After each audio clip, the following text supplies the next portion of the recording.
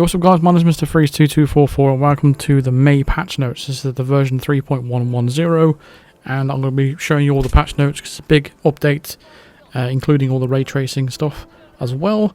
So I'll be going through all the details. It's the first major patch we've had in a couple of months so far. So I'll go through all the details. I'll be showing all the details on screen, the main ones anyway. But if you want to follow through all of the patch notes, then feel free to check out the link in the description of the full blog post and feel free to follow along that way. So from the very top, it says Hitman 3 May patch notes. The second patch for Hitman 3 Year 2 arrives in May 24th for all platforms and brings a wealth of changes, new additions and community-focused bug fixes. On top of that, we are bringing ray tracing and adaptive super sampling support for our PC players, and there is a quacktastic new weapon to earn in the Elusive Target arcade. Patch details. As Hitman 3 will be updated to 3.110 on all platforms, which includes PS5, PS4, Xbox One, Xbox Series X and S, PC, Stadia, and Switch. You can check the current game version that you're playing by looking at the bottom of the options menu. The patch release times from Tuesday 24th of May 2022, 1 PM UTC, also known as 3 PM Central European Time. Maintenance will take place on Hitman 3 servers offline for 1 hour before the release of the patch in preparation, so it should be back up by the time this video goes live. So yeah, you should check that out. So the patch should be available right now. Patch size is between 2.1 gig and 3.2 gig on all platforms. Stadia and Switch don't need to download or install the patch. They'll get access to the latest version when they launch the game automatically after the maintenance is concluded. New content. Unlock the yellow rabbit suit by revisiting Berlin Egg Hunt and completing the new Duck Hunt challenge. Everything you need to complete this new challenge can be found on site in Berlin. So you unlock that techno hoodie with a jacket. This time you'll get a mask with it. So I think that's the only difference between this suit and the other one, but we'll check that out. I'll cover the challenge in a separate video. So there's also a new gun is being available as well. So it says enter the Elusive Target arcade and complete a newly added challenge to unlock the Ducky gun. This unique weapon cannot be reloaded, but will quack along with every shot you fire. So this is unique compared to all the other pistols that are in the game, because it actually has a different sound when it comes out to at the end. But you only get 5 shots. It's a concealable pistol, so you can get past the frisk zone, but you only got 5 bullets. But if you don't shoot that much and you enjoy the humor and the look of it, check out that gun there. I'll be covering that challenge in a separate video as well, depending on how the complexity of it. Next major addition to the game is the ray tracing on PC. Real-time ray tracing arrives for PC players with our 3.110 patch and will bring higher quality reflections and shadows to the World of Assassination. Through Hitman 3, all locations in World of Assassination will benefit from this new feature. Read our player support hub for more details and requirements for ray tracing and adaptive super sampling. So for the next segment of the video, I'll be covering all the details of the ray tracing, all the minimal requirements and recommended hardware requirements. If you're not interested in that, then feel free to skip to the next segment, but I'll leave the timestamp for that in the description. But if you want to follow along with me for the ray tracing stuff on PC, then feel free to do so. So it says Hitman 3 supports ray trace reflections and ray trace shadows. Ray tracing the detailed environments of Hitman 3 is quite demanding on the GPU. To get the best experience, it's important to select graphics quality settings that match your installed GPU. Ray tracing can be enabled from the graphics menu under options in the main menu of Hitman 3. Here you will find separate toggles for enabling ray trace reflections and ray trace shadows. When ray tracing is enabled, the reflection quality options appear here and you can control the reflection quality. Ray tracing must be enabled before you start a mission, so you can't toggle on and off during a mission. In general, for lower end hardware, we recommend using low or medium reflection quality. Lowering reflection quality can greatly improve performance, but results in reflections with fewer details and occasional popping of small objects. The one thing that stands out there in that paragraph to me is not being able to toggle on and off whilst you're in a mission, because how are you going to know your performance until you're actually in a mission? It's going to be a little bit pain in the ass to actually, start the mission. You've got poor frame rate, so you have to restart the mission and turn it off. It's kind of annoying. Adaptive super sampling in Hitman 3 on PC. Patch 3.110 also adds support for adaptive super sampling such as NVIDIA DLSS and AMD Fidelity FX Super Resolution 1.0. It is highly recommended to enable DLSS or FSR when using ray tracing for a better or smoother experience. So in general, DLSS and Fidelity FX Super Resolution is going to give you a better frame rate overall. With DLSS quality mode, you're going to get obviously a better image as well as a better frame rate. You're going to get a better frame rate in general if you use either of these, but if you're using ray tracing as well, it can still improve your frame rate by a significant amount, because ray tracing is very, very demanding on the GPU, as this blog post has already said. But in general, I would not recommend FSR 1.0 because it's not as good as DLSS. I would recommend just waiting until FSR 2.0 comes to Hitman, or until XeSS comes onto Hitman 3 a little bit later down the line in a few minutes time. So for now, I'll just recommend using NVIDIA DLSS if you want a better frame rate experience, overall smoother experience. And next it says, below you can find the minimum and recommended hardware requirements and settings for adaptive supersampling and ray tracing.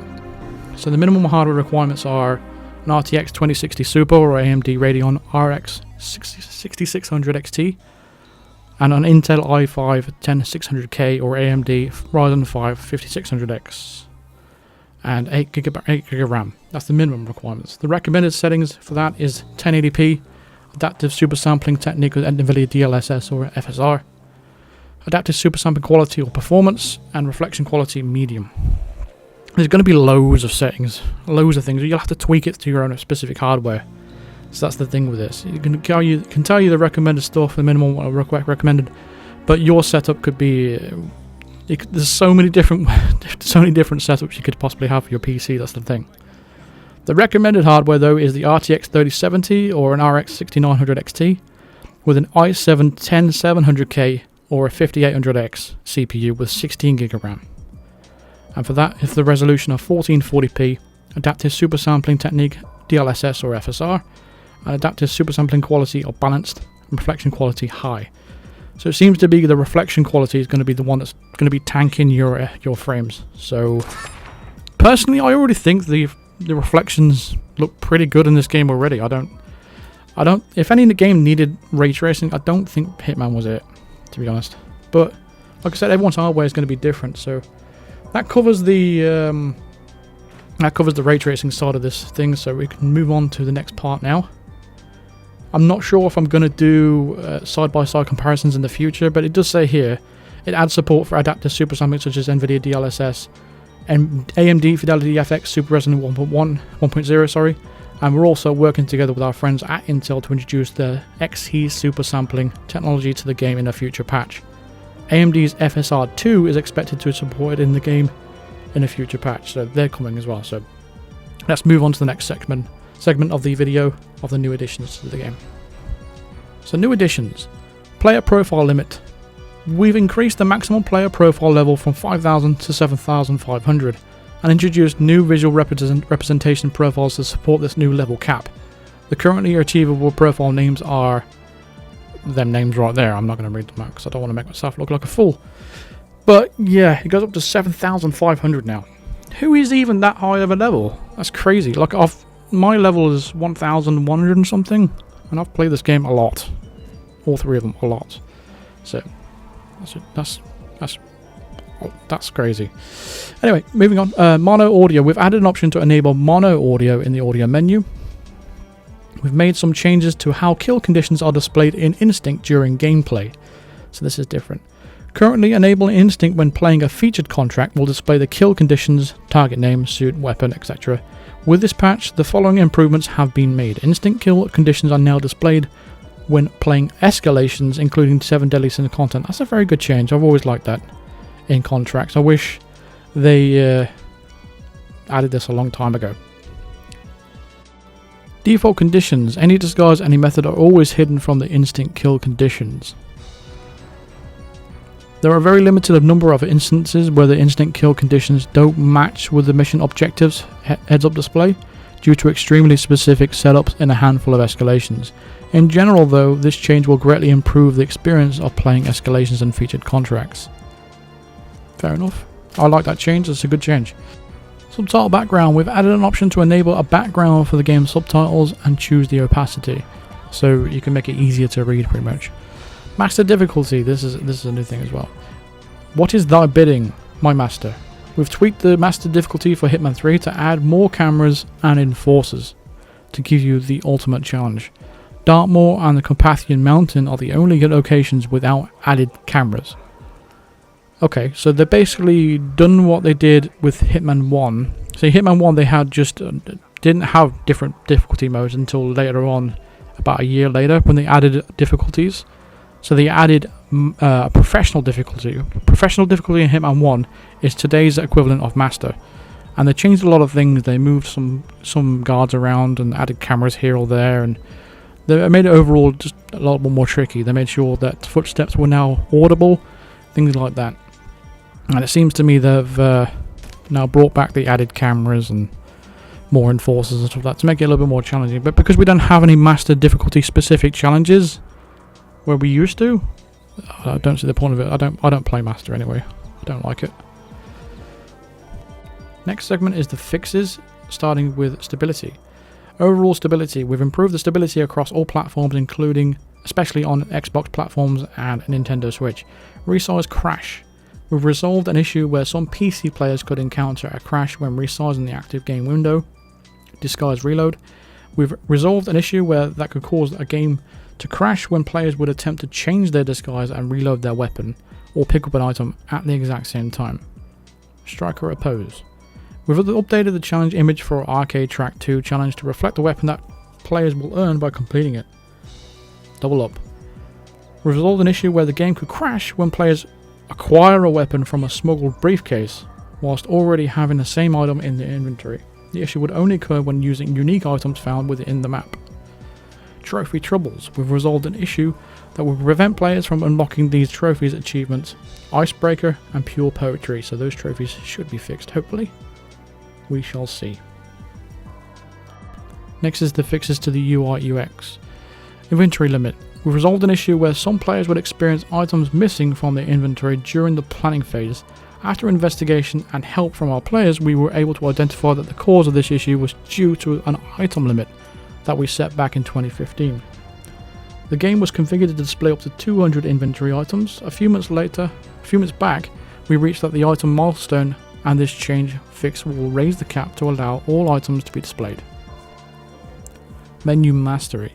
We resolved a visual issue with how mastery tracks displayed unlockable items. Naming conventions will now be consistent across all tracks. Optional fix. We've resolved an issue where the planning page for contract mode did not always show whether a complication was optional or not. Now the optional tag will be shown when appropriate. Okay. Zero leaderboard. We've resolved an issue that some players could see complete this mission to be listed on the leaderboard message after completing a mission. This was an error only evident when players scored 0 points during a mission.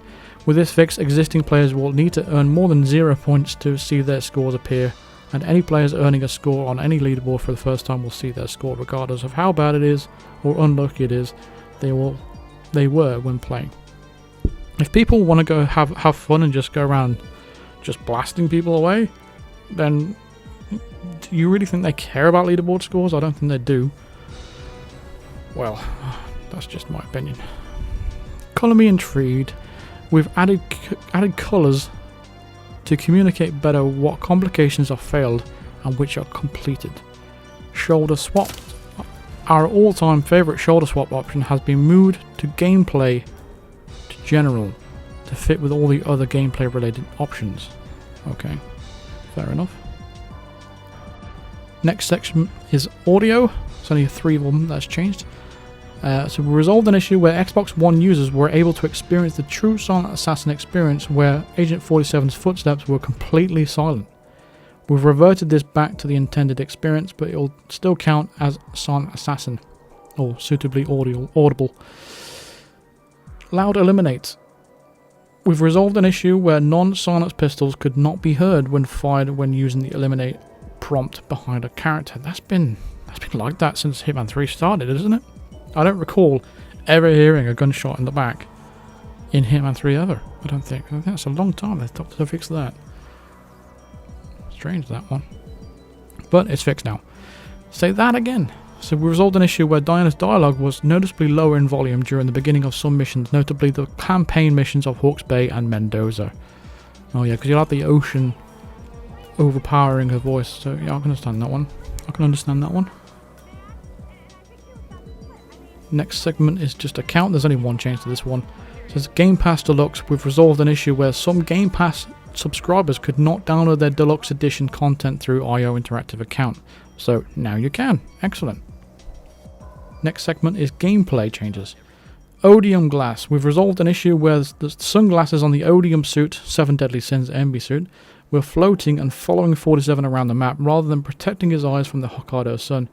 Now they'll be worn as you'd expect. I didn't even know they fixed that with that suit. The last time I wore that suit, he didn't even have sunglasses with that suit. But they fixed it. Polar properties. We've resolved an issue that caused the polar survival suit to not function like a regular suit. For example, it was considered as trespassing in zones that should be safe and it wasn't being enforced correctly or was unable to perform certain actions. So now it performs as a... So if you're doing a suit only, it will now count as a suit only and it won't punish you for being in certain areas you should be allowed in. So that's cool.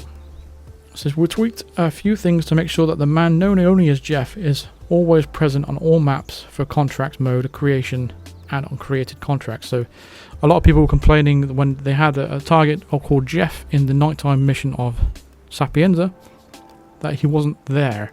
It's because you had to do a certain thing in Bangkok to make sure he is there. You need to pretty much save his life twice, and then you know what I mean. You need to do something in order for him to be in the next part of the map. So for some people, because they didn't do that, he wasn't appearing on those contracts, which is a bit annoying for them. So understandably, they fixed that.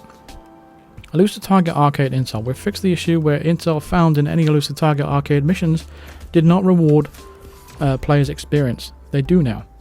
I've noticed in the Elusive Target Arcade XP in general is not awarded. Like, you don't get anything from it. The only XP I've ever gotten from an Elusive Target Arcade completion is beating the challenge of it, which is 4,000 XP, and that's it. You don't get any XP for taking your targets out, or target eliminated, or unnoticed kill, or anything like that. So it's a bit of a strange one, how different that is. Next segment is the Hitman 3 location-specific changes.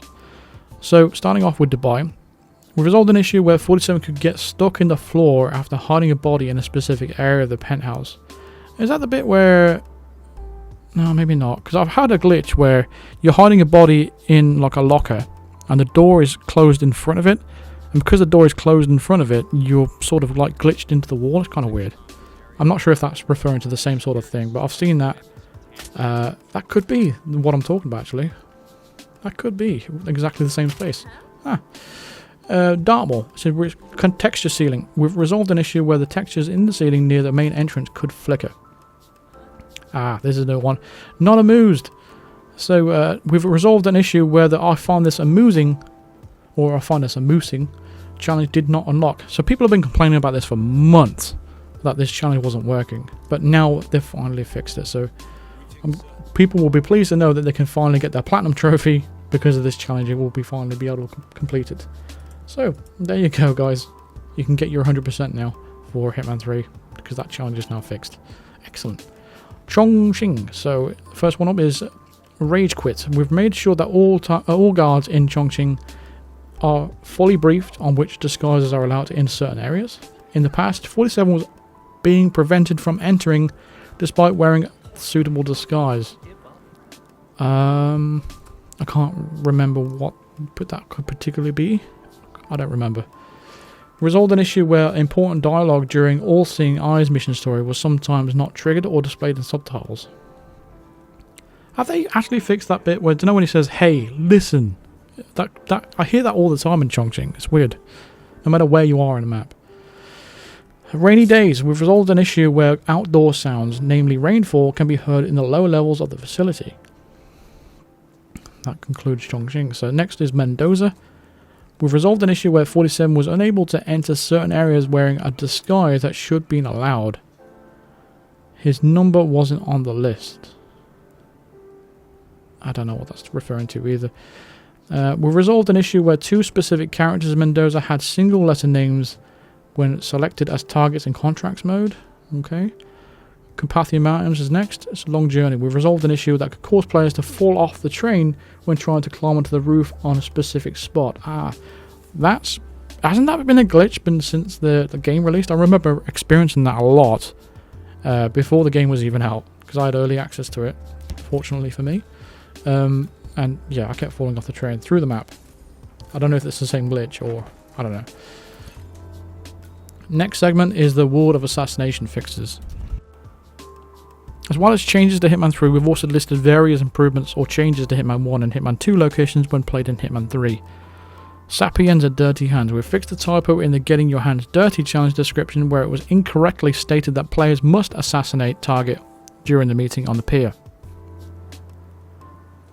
Instead of saying on the pier, it said the on pier. I've never noticed that. It must be annoying for people with OCD. It does to me, but I've never noticed that before. Sapiens or Plant Man. We've resolved an issue where players could get stuck in an unplayable area by traversing over plant pots in the cemetery. That's funny. Isle of Scat 1620. Missing Grey. We've resolved an issue where Lucas Grey was missing from the Isle of Scat opening cutscene. Oh yeah, that was funny. So basically you're coming in on the boat and he's just not on it. It's funny. New York Flamingo Feet. We've resolved an issue where one of the IT workers in the bank had lost their flamingo slippers.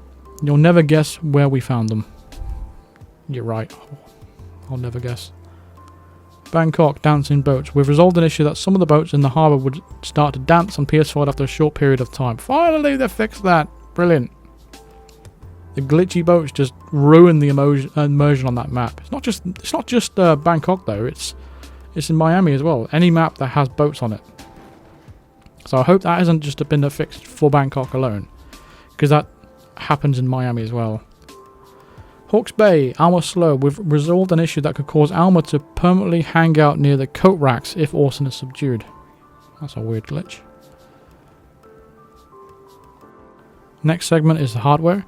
Xbox Wireless Controller X Bluetooth.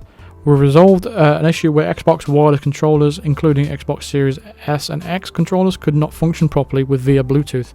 With this fix, all Xbox wireless controllers should work either as wired, with Bluetooth, or with a wireless adapter on Epic, Steam, or Windows PC. Time to take control. PS5 DualSense controller support on PC.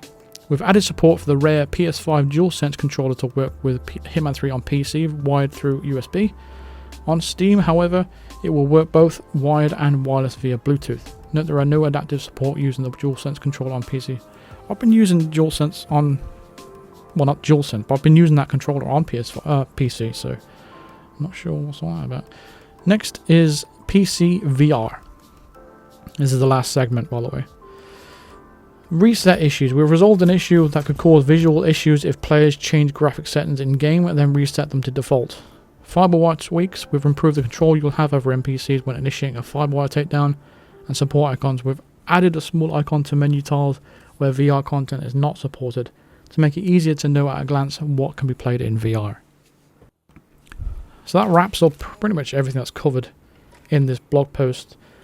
Nothing massive and really significantly stands out. I mean, ray tracing is a big addition to the game, but it's only available for PC, and there's no mention of it for coming for console in the potential future or anything like that. I'm interested to see what XESS would look like on this game, because apparently that's supposed to be